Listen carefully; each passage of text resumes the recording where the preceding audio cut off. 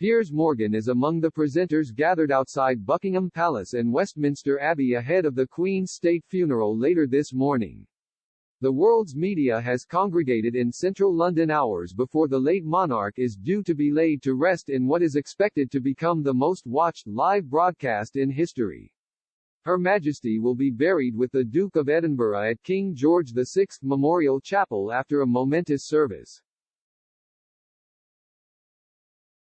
which will be attended by world leaders and other members of the royal family.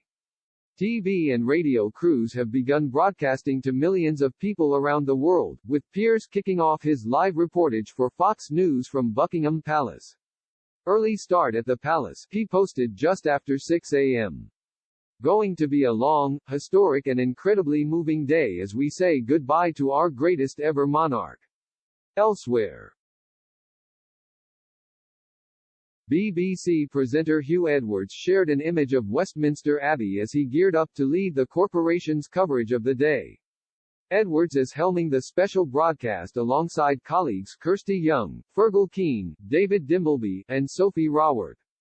BBC Breakfast presenters Sally Nugent and John Kay looked somber as they appeared outside the church for their coverage. An absolute privilege to present #BBC Breakfast with Sally Nugent and the whole team this morning, Kay said. Thank you for joining us. Full coverage continues across the BBC. Good Morning Britain hosts Ben Shepherd and Susanna Reid also stood poised at the historic site as they hosted the ITV show live, with roving co-star Kate Garraway at the scene.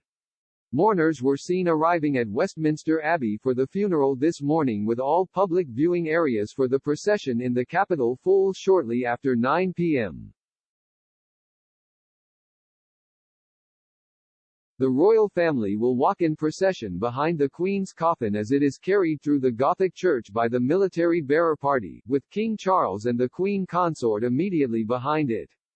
Prince George and Princess Charlotte will also be among the 2,000 people gathered to remember the late monarch, before a committal service at Windsor Castle.